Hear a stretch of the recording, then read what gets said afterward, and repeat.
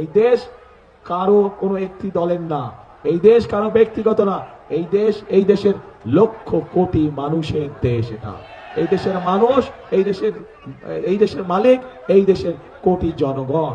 কাজেই সবার আগে বাংলাদেশ আসন হিসেবেই যে এই যে পরিবর্তনটি হয়েছে, এই যে যেই মানুষগুলো আমাদের বহু লোক, হাজারো নেতাকর্মী সহ অন্য রাজনৈতিক দল সহ বিভিন্ন রাজনীতি করেন এমন মানুষও খুনের শিকার হয়েছে, নির্যাতনের শিকার হয়েছে।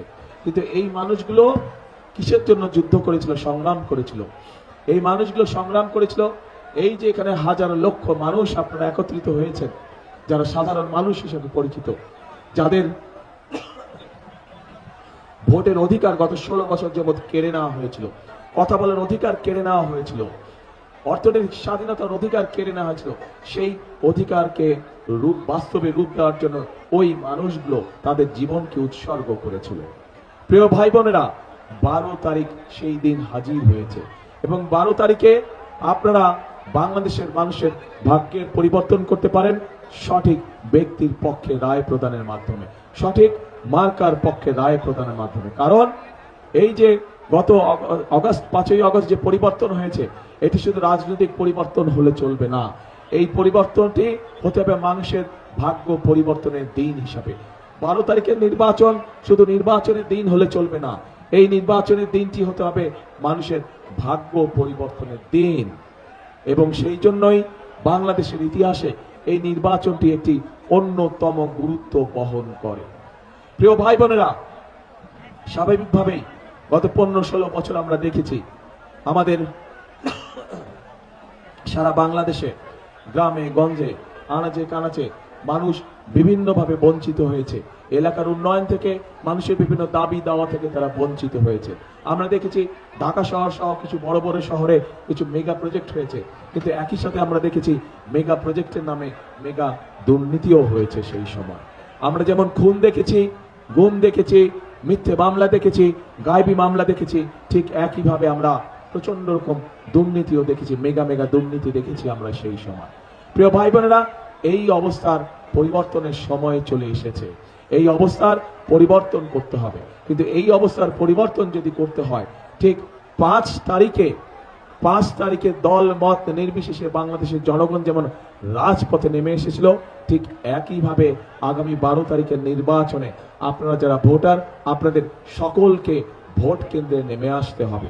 কারণ আমরা যদি 5 তারিখে সেই পরিবর্তনকে যদি আমরা চালু না রাখি, অর্থাৎ 12 তারিখে ভোট দিয়ে যদি আমরা গণতন্ত্রকে শক্তিশালী ভিত্তির উপরে প্রতিষ্ঠিত করতে না পারি, তাহলে আমরা যে গণতন্ত্রের ভিত্তি রচনা করতে যাচ্ছি, যেই গণতন্ত্র সুশাসন নিশ্চিত করবে, যেই গণতন্ত্র মানুষের অধিকার বাস্তবায়ন করবে, যে গণতন্ত্র মানুষের ভাগ্যের পরিবর্তন করবে, সেই গণতন্ত্র আবার বাধাগ্রস্ত হবে। সেই গণতন্ত্র যদি বাধাগ্রস্ত না হয়, 12 তারিখের নির্বাচনের মাধ্যমে যাতে গণতন্ত্র প্রতিষ্ঠিত করা যায়, জনগণের নিকট জবাবদিহিমূলক সরকার প্রতিষ্ঠিত করা যায়, তার জন্য জনগণকেই সামনে এগিয়ে আসতে হবে। কারণ এই বাংলাদেশ কিভাবে চলবে, কিভাবে চলবে না, বাংলাদেশে কি হবে হবে না, তার সিদ্ধান্ত নেবার মালিক এই দেশের জনগণ। কারণ এই দেশের মালিকই হচ্ছে এই দেশের জনগণ। প্রিয় ভাই বোনেরা, আমরা রাজনৈতিক দল হিসাবে আমাদের প্রার্থীরা আপনাদের সামনে তাদের স্ব এলাকার বিভিন্ন দাবি উপস্থাপন করেছে যে 12 তারিখে আপনারা ধানের শীষকে নির্বাচিত করলে ইনশাল্লাহ 13 তারিখে ধানের শীষ তথা বিএনপির সরকার গঠিত হলে আপনাদের এলাকার যে দাবিগুলো আছে পর্যায়ক্রমিকভাবে সেই উন্নয়নমূলক কাজগুলো আমরা শুরু করব। প্রিয় ভাই বোনেরা, এই টাঙ্গাইল অঞ্চল একটি অত্যন্ত ঐতিহ্যবাহী অঞ্চল। এই টাঙ্গাইলের শাড়ি আছে, বিভিন্ন রং ডিজাইনের শাড়ি আছে। এই শাড়িকে আমরা যদি চেষ্টা করি, পরিকল্পিতভাবে আমরা উদ্যোগ গ্রহণ করি, তাহলে বাংলাদেশের গার্মেন্টসের জামা কাপড় যখন বিদেশে পাওয়া যায়, এই শাড়িকেও আমরা একইভাবে বিদেশে রপ্তানি করতে পারবো। প্রিয় ভাই বোনেরা, এই টাঙ্গাইল থেকে টুপি পৃথিবীর বিভিন্ন দেশে যায়। যে নামাজ পড়ি, আমরা নামাজ পড়ার সময় যে টুপি, এই টুপি এই টাঙ্গাইলে তৈরি হয় এবং এই টুপি পৃথিবীর বিভিন্ন দেশে যায়। আমরা যদি উদ্যোগ গ্রহণ করি, এই টুপিতে যারা কাজ করে আরো বহু সংখ্যক মানুষ এখানে কর্মসংস্থানের ব্যবস্থা করতে পারবো। অর্থাৎ টাঙ্গাইলকে আমরা পরিকল্পিতভাবে, একটু আগে টুকু যেই কথা বললো, টাঙ্গাইলকে পরিকল্পিতভাবে আমরা পর্যায়ক্রমিকভাবে শিল্পের শহরে পরিণত করতে পারবো। পাশেই রয়েছে আমাদের যমুনা নদী, কাজে আমরা সেই যমুনা নদী যদি বাঁধ নির্মাণ করতে পারি এবং সেখানকার মাধ্যমে যদি আমরা এই মাল আনা নেওয়া করতে পারি একইভাবে, তাহলে স্বাভাবিকভাবে কম খরচে এখানে যারা মিল কারখানা স্থাপন করবে তারা তাদের জিনিসপত্র সেই নদীপথে আনা নেওয়া করতে সক্ষম হবে। প্রিয় ভাই বোনেরা, আমি বরাবরই বলে থাকি যে বাংলাদেশের প্রত্যেকটি অঞ্চলের নিজস্ব একটি বৈশিষ্ট্য রয়েছে। এই বৈশিষ্ট্যগুলোকে যদি আমরা সামনে নিয়ে আসতে পারি, এই বৈশিষ্ট্যগুলো শত শত বছর ধরে টিকে আছে। কাজে এই বৈশিষ্ট্যগুলোকে যদি সঠিক পরিকল্পনার মধ্যে আমরা তুলে ধরতে পারি, তাহলে এই বৈশিষ্ট্যগুলোর উপরে ভিত্তি করে আমরা প্রত্যেকটি এলাকার পরিবর্তন ঘটাতে সক্ষম হব এবং এই এলাকার পরিবর্তন, এই পরিবর্তনগুলি ঘটাতে সক্ষম হলেই মানুষের, ওই এলাকার মানুষের ভাগ্যের পরিবর্তন ঘটানো সম্ভব হবে। প্রিয় ভাই বোনেরা, এই এলাকার আনারস, প্রচুর আনারস হয় এই এলাকায়, আপনাদের এলাকায়। এই আনারসকে কিভাবে আমরা বিভিন্ন জুস থেকে শুরু করে বিভিন্ন বিষয়ের রূপান্তর করে আমরা কিভাবে বিদেশে রপ্তানি করতে পারি, সেই বিষয়ে আমাদের পরিকল্পনা আছে। প্রিয় ভাই বোনেরা, নতুন করে এই অঞ্চলে একটি ফসল উৎপাদিত হওয়া শুরু করেছে, অর্থাৎ সম্ভাবনা দেখা দিয়েছে। কি সেটি পাট শিল্প। পাট শিল্পের এখানে নতুন করে সম্ভাবনা দেখা দিয়েছে। এই পাট শিল্পকে ঘিরেও আমরা এখানে অনেক ধরনের মিল কলকারখানা তৈরি করতে পারবো, যেগুলোর মাধ্যমে আমরা বহু মানুষের কর্মসংস্থানের ব্যবস্থা করতে পারবো। দরকার শুধু আমাদের পরিকল্পনা, দরকার শুধু সঠিক মানুষকে সঠিক জায়গায় নিয়োগ প্রদান করা। প্রিয় ভাই বোনেরা, কাজেই আমরা যদি সকলে মিলে কাজ করি, সকলে মিলে যদি পরিকল্পনা গ্রহণ করি, ইনশাআল্লাহ তাহলে অবশ্যই শুধু টাঙ্গাইল নয়, আমাদের সারা বাংলাদেশে আমরা আমাদের কাঙ্ক্ষিত পরিবর্তন আনতে সক্ষম হব। কিন্তু এই পরিবর্তন যদি আনতে হয়, তাহলে অবশ্যই এই দেশের মালিক কারা এই দেশে বলেন তো? জনগণ। কাজে এই দেশের মালিককে আমাদের সাথে থাকতে হবে, কারণ মালিক ছাড়া তো কোনো কাজ করা যাবে না। মালিক ছাড়া কোনো কাজ করা যায়? মালিক ছাড়া কোনো কাজ করা যায় না। কাজে এই দেশের মালিক আপনারা যদি বিএনপির পাশে থাকেন, এই দেশের মালিক জনগণ আপনারা যদি বিএনপিকে সমর্থন দেন, এই দেশের মালিক জনগণ আপনারা যদি বিএনপিকে সামনে এগিয়ে দেন, তাহলে ইনশাল্লাহ বিএনপি ধীরে ধীরে এই দেশের মানুষের ভাগ্যের পরিবর্তন ঘটাতে সক্ষম হবে। প্রিয় ভাই বোনেরা, কাজেই আজ আমাদের সামনে আজকে সময় এসেছে। আমরা আন্দোলন করেছি, আমরা সংগ্রাম করেছি, আমরা অত্যাচার নির্যাতন শুরু করেছি, আমরা আমাদের বহু সহকর্মীকে আমাদের মধ্যে থেকে হারিয়েছি। এখন আমাদেরকে গঠন করতে হবে আমাদের দেশ, পুনর্গঠন করতে হবে আমাদেরকে আমাদের বাংলাদেশ। কারণ এই বাংলাদেশকে যদি আমরা পুনর্গঠন করতে না পারি, তাহলে সবচেয়ে বেশি ক্ষতিগ্রস্ত হবে এই বাংলাদেশের মানুষ।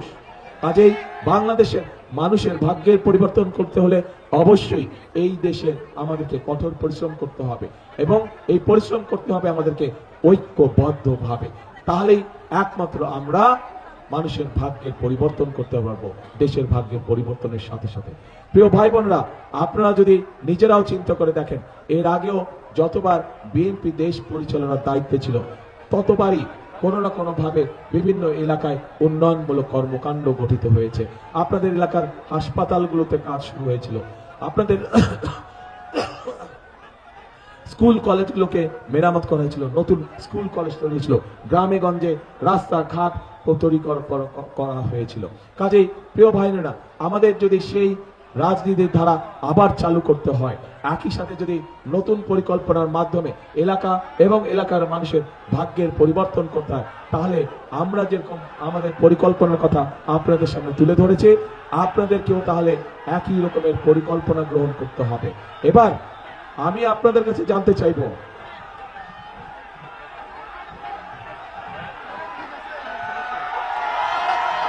এবার মন দিয়ে কথা শুনতে হবে আমার।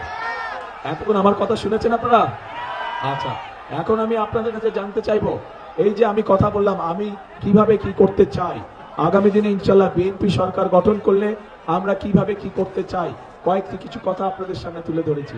এর মধ্যে আরো কিছু বিষয় আছে, যেমন এর মধ্যে নিশ্চয়ই আপনারা শুনেছেন যে আমরা এই দেশের মা বোনদেরকে স্বাবলম্বী হওয়ার জন্য আমরা তাদের কাছে ফ্যামিলি কার্ড তুলে দিতে চাই। এদেশের কৃষক ভাইদেরকে স্বাবলম্বী করার জন্য আমরা কৃষক ভাইদের হাতে কৃষি কার্ড তুলে দিতে চাই। এদেশের কৃষক ভাইদেরকে সহযোগিতা করার জন্য এই মুহূর্তে 10,000 টাকা পর্যন্ত যাদের কৃষি লোন আছে, ইনশাল্লাহ 13 তারিখে বিএনপি সরকার গঠন করলে 10,000 টাকা পর্যন্ত কৃষি লোন আমরা সুদ সহ মওকুফ করে দিতে চাই। আমরা শুধু এই কাজগুলো নয়, এই কাজগুলোর পাশাপাশি আমরা মানুষের ঘরে ঘরে, বিশেষ করে মা বোন এবং শিশুরা যাতে ছোটখাটো অসুখ বিসুখের চিকিৎসা ঘরে বসে করতে পারে, সেই জন্য আমরা ধীরে ধীরে তাদের দৌড়গোড়ায় চিকিৎসা সেবা পৌঁছে দিতে চাই। একই সাথে আমরা আরেক শ্রেণীর মানুষের জন্য ব্যবস্থা করতে চাই, সম্মানের ব্যবস্থা করতে চাই। এই বাংলাদেশে আমাদের এই সমাজে আমাদের মসজিদ মক্তবের খতিব সাহেবরা আছেন, ইমাম সাহেবরা আছেন, মুয়াজ্জিন সাহেবরা আছেন। এর বাইরেও অন্য ধর্মেরও যারা বিভিন্ন ধর্মীয় ব্যক্তি আছেন, ধর্মীয় গুরু আছেন, এই সকল মানুষদের কাছে আমরা তাদেরকে সরকারের পক্ষ থেকে প্রতি মাসে সহযোগিতা একটি সম্মানের ব্যবস্থা করতে চাই। প্রিয় ভাই বোনেরা, এইভাবে আমরা প্রত্যেকটি শ্রেণী পেশার মানুষের পাশে এসে দাঁড়াতে চাই। এই হচ্ছে আমাদের সংক্ষেপে পরিকল্পনা। আমরা আগামী দিনে কিভাবে, ভাই স্লোগান পড়ে দাও না, ভাই স্লোগান পড়ে দাও। এই স্লোগান যে দিচ্ছে হচ্ছে গুপ্ত, মিটিং ডিস্টার্ব করার জন্য আসছে গুপ্ত। দেখতে চাই, দেখেছ? ঠিক আছে। এখন এই জন্য আমি বলেছি ভাই, আমার পরিকল্পনা দেশ কিভাবে গঠন হবে সেই পরিকল্পনার কথা আপনাদের সামনে তুলে ধরেছি। হইচই করলে কথা বলবো না ভাই, হইচই করলে কথা বলে না, আজ চুপ শান্ত হতে হবে। আমরা কিভাবে দেশ পরিচালনা করতে চাই সেই কথা আপনাদের সামনে সংক্ষেপে আমি তুলে ধরেছি। কারণ আমাদের হাতে পরিকল্পনা আছে, যেই পরিকল্পনার মাধ্যমে আমরা এই দেশের মানুষের ভাগ্যের পরিবর্তন ঘটেছে। কিন্তু কিন্তু কিন্তু একটি রয়ে গেছে বড় কিন্তু। সেই কিন্তুটি হচ্ছে ওই যে জিজ্ঞেস করলাম আপনাদের পরিকল্পনা কি? জনগণের পরিকল্পনা? আমাদের পরিকল্পনা তো বললাম, আপনাদের পরিকল্পনা কে? বুঝি না, কিচ্ছু বুঝি না। ধানে শেষ? কে ধানে শেষ? ভাই ধানের শেষ আপনাদের পরিকল্পনা? ইনশাআল্লাহ, ইনশাআল্লাহ। ওই যে পিছনে মানুষগুলো, আপনাদের পরিকল্পনা কি ধানের শেষ? ইনশাআল্লাহ, ইনশাআল্লাহ। তাহলে প্রিয় ভাই বোনেরা, আমিও আস্তে দাঁড়া ভাই, এত ইমোশনাল হলে চলবে না তো। ইমোশনকে কন্ট্রোল করতে হবে, এত ইমোশনাল হলে চলবে না। বসেন একটু ধীর হয়ে বসেন, শান্ত হয়ে বসেন। প্রিয় ভাই বোনেরা, বিষয় হচ্ছে আমাদেরকে যেই মানুষগুলো তাদের জীবনের মূল্য দিয়ে আমাদেরকে আজকে স্বাধীন করে দিয়ে গেছে, যেই মানুষগুলো তাদের জীবন উৎসর্গ করে আমাদেরকে আজকে কথা বলার সুযোগ দিয়ে গেছে, যেই মানুষগুলো তাদের জীবন উৎসর্গ করে আজ আমাদেরকে এমন একটি পরিবেশ দিয়ে গেছে যেখানে আমরা দেশ গড়ার কাজ শুরু করতে পারবো। কাজেই আমাদেরকে অবশ্যই খুব সতর্ক এবং সঠিকভাবে এই সময়কে ব্যবহার করতে হবে, যাতে করে আবার কেউ এসে বাংলাদেশের মানুষের ভোটের অধিকারকে কেড়ে নিতে না পারে, বাংলাদেশের মানুষের কথা বলার অধিকার কেড়ে নিতে না পারে। প্রিয় ভাই বোনেরা, আগামী দিন হচ্ছে দেশ গড়ার দিন, আগামী দিন হচ্ছে দেশ গড়ার রাজনীতি, আগামী দিন হচ্ছে মানুষের ভাগ্য বদল করার দিন, আগামী দিন হচ্ছে মানুষের শুভ দিন শুরু হবে আগামী দিন। কাজেই আমরা যদি সকলে ঐক্যবদ্ধ থাকি, আমরা যদি সকলে সতর্ক থাকি, তাহলে আমাদের এই অধিকার কেউ কেড়ে নিতে পারবে না ইনশাআল্লাহ। প্রিয় ভাই বোনেরা, সেজন্যই আপনাদের সকলের কাছে আমার আহ্বান থাকবে যে এখনো কোন মহল চেষ্টা করছে যে কিভাবে ভোটকে বিভিন্নভাবে বাধাগ্রস্ত করা যায়। তাদের বিভিন্ন লোকজন গিয়ে, বিশেষ করে যারা মা বোন আছে তাদেরকে গিয়ে বিভিন্নভাবে তাদের ওই এনআইডি নাম্বার নেওয়ার চেষ্টা করছে, তাদের বিকাশ নাম্বার নেওয়ার চেষ্টা করছে, এইভাবে করে তাদেরকে বিভ্রান্ত করার চেষ্টা করছে। আপনারা যারা মা বোনরা আজকে এখানে উপস্থিত আছেন, ভাইরা যারা উপস্থিত আছেন, আপনারা আপনাদের ঘরে গিয়ে এরকম যদি কোনো ঘটনা হয়ে থাকে সেই ব্যাপারে মা বোনদেরকে আপনারা সতর্ক করবেন, আপনারা মুরব্বীদেরকে সতর্ক করবেন যে যারা ভোটের আগে এইসব অনৈতিক কাজ করতে পারে, তারা যদি সুযোগ পায় কিভাবে তারা দেশকে বিক্রি করে দিবে, এই বিষয়ে তাদেরকে সতর্ক করতে হবে। প্রিয় ভাই বোনরা, এইবার কিন্তু ভোটের দিন যে শুধু ভোট দিতে যাব বলে ধীরে সুস্থে যাব, তা করলে কিন্তু ক্ষতির সম্মুখীন হতে হবে আমাদেরকে ভোট দেওয়ার প্রস্তুতি গ্রহণ করতে হবে। ভোট দিতে যে যাবেন সকালবেলায় ভোট কেন্দ্রে, এটার প্রস্তুতি গ্রহণ করতে হবে আগের দিন থেকে এই প্রস্তুতি গ্রহণ করতে হবে, যাতে আপনার ভোটে অন্য কেউ আপনার নাম দিয়ে সিল মেরে না আসতে পারে। এই ব্যাপারে সতর্ক থাকতে হবে এবং যার যার এলাকার ভোট কেন্দ্র, সেই ভোট কেন্দ্রে আপনাদের সতর্ক দৃষ্টি রাখতে হবে, যাতে যারা যারা ভোট দিতে চাচ্ছে, যারা যারা ভোটার, অবশ্যই তাদের ভোট দেবার অধিকার আছে, কিন্তু সঠিক লোকটা ভোট দিচ্ছে নাকি অন্য কোনো এলাকা থেকে এসে তার নাম দিয়ে কেউ ভোট দিচ্ছে, এই ব্যাপারে আপনাদেরকে সতর্ক থাকতে হবে। আমরা স্বৈরাচারের সময় দেখেছিলাম, বিশেষ করে মা বোনদের যেই ভোটের কেন্দ্র থাকে সেখানে আমরা দেখেছিলাম যে মা বোনদের লাইন থাকে, কিন্তু সেই লাইন আর এগোয় না। আধা ঘন্টা হয়ে যায়, 1 ঘন্টা হয়ে যায়, 1.5 ঘন্টা হয়ে যায়, লাইন ওই জায়গায় থাকে, কিন্তু দূরের থেকে দেখতে পারে আহা কি সুন্দর, কত বড় লাইন, কত মানুষ ভোট দিচ্ছে। কাজেই এই ব্যাপারে আপনাদেরকে সতর্ক থাকতে হবে। ভোটার অবশ্যই ভোট দিবে যার যার ভোট কেন্দ্রে, কিন্তু সতর্ক থাকতে হবে যে সেই ভোট কেন্দ্রে যে ভোট দিচ্ছে সে সত্যিকার ভাবে সেই ভোট কেন্দ্রের ভোটার কিনা। বিশেষ করে মা বোনরা এই পাশে আছেন, আপনাদেরকে এই দায়িত্বটা বেশি করে পালন করতে হবে। প্রিয় ভাই বোনেরা, ভোটের দিন সকাল সকাল যেতে হবে আপনাদেরকে, পারবেন? আপনার সারা জীবনের যে রাজনৈতিক অধিকার, সেটিকে যদি প্রতিষ্ঠিত করতে হয়, একদিন আপনাকে সকাল সকাল একটু বের হতে হবে, একদিন আপনাকে একটু সকাল সকাল কষ্ট করে ভোট কেন্দ্রে যেতে হবে। যে সকল মুসলমান ভাইরা আছে, তারা দরকার হলে যার যার স্ব ভোট কেন্দ্রের সামনে গিয়ে জামাত আদায় করবেন। অন্য ধর্মের ভাই বোন যারা আছেন, তাদেরকে আপনারা দরকার হলে সাথে নিয়ে যাবেন। তারা ওখানে গিয়ে তাদের যে সকালের যে ধর্মীয় যেগুলো অনুশাসন থাকে, সেগুলো তারা দরকার হলে সেখানে পালন করলে, কিন্তু ভোট দেওয়া যখন শুরু হবে সাথে সাথে তার আগে সুন্দর করে লাইন দিয়ে দাঁড়িয়ে যাবেন, যাতে ভোট কেন্দ্রের কাজ শুরু হওয়া মাত্রই আপনারা সুন্দরভাবে ভোট দিয়ে কাজ শুরু করতে পারেন। এবং শুধু ভোট দিয়ে চলে আসলেই হবে না, কি করতে হবে? হ্যাঁ, চুলায় যখন ভাত চড়ায় গিয়ে বাইরে চলে যান, তা তো করেন না। দেখেন না একটু পরপর এসে টিপে টিপে যে ভাত হইল কিনা। কাজে বুঝে শুনে আসতে হবে, ভোট যে যাতে অন্যদিকে না চলে যায়। বাক্স দেখাবে খালি আর দিবে ভরা, আবার দেখাবে ভরা দিবে খালি, এইসব চলবে না। এই ব্যাপারে সতর্ক থাকতে হবে। 2008 সালে আমরা দেখেছি যে বাক্সের ম্যাজিক দেখানো হয়েছিল, করে রেজাল্ট পাল্টে দিয়েছে। এবার যাতে করতে না পারে, এই ব্যাপারে আপনাদেরকে সতর্ক থাকতে হবে। ঠিক আছে প্রিয় ভাই বোনেরা, তাহলে আসুন আজকের এই নির্বাচনী জনসভায় হয়তো আমি আপনাদেরকে অনেক কথা বলতে পারতাম, যারা নির্বাচনী প্রতিপক্ষ আছে তাদের সম্পর্কে অনেক কথা বলতে পারতাম, কিন্তু প্রতিপক্ষ সম্পর্কে যদি আমি বকাবকি করি, তাতে আপনাদের কি লাভ হবে? আপনাদের কোনো লাভ হবে? আপনাদের কোনো লাভ হবে না। বরং আপনাদের হক হচ্ছে যে আমরা যারা নির্বাচন করছি, যেই রাজনৈতিক দলকে নির্বাচন করছে, তারা দেশের জন্য, দেশের জনগণের জন্য কি করবে সেটি আপনাদের সামনে পরিষ্কার করে তুলে ধরা। একটি রাজনৈতিক দলের এটাই হচ্ছে কাজ, যে জনগণের জন্য তারা আগামী দিনে সুযোগ পেলে, আগামী দিনে সেই সময় পেলে তারা কি কি কাজ করবে সেটাই তুলে ধরা। প্রিয় ভাই বোনেরা, আজকে আমি আপনাদের সামনে সেই কথাগুলি সংক্ষেপে তুলে ধরার চেষ্টা করেছি। পরিকল্পনা সব আপনাদের সামনে, বাস্তবায়নের শক্তিও সব আপনাদের সামনে। অর্থাৎ আপনারা ধানের শীষকে বিজয় করলে 12 তারিখে, 13 তারিখ থেকে ইনশাল্লাহ বিএনপি বা ধানের শীষ দেশের মানুষের ভাগ্য পরিবর্তনের জন্য যে পরিকল্পনাগুলো করে রেখেছে, সেগুলোর কাজ ইনশাল্লাহ আমরা 13 তারিখ থেকে শুরু করব। প্রিয় ভাই বোনরা, বক্তব্য শেষ করে দিব। বক্তব্য শেষ করার আগে একটি কথা দিয়ে আমি শেষ করতে চাই, যে কথাটা আমি সব সময় সব জায়গায় বলে থাকি।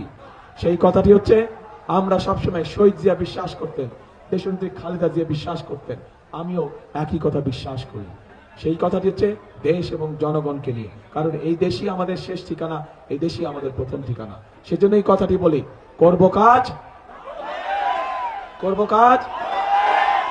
কি ভাই, করব কাজ, করব দেশ। সবার আগে কি ভাই, ওই যে পিছনে সবার আগে বাংলাদেশ।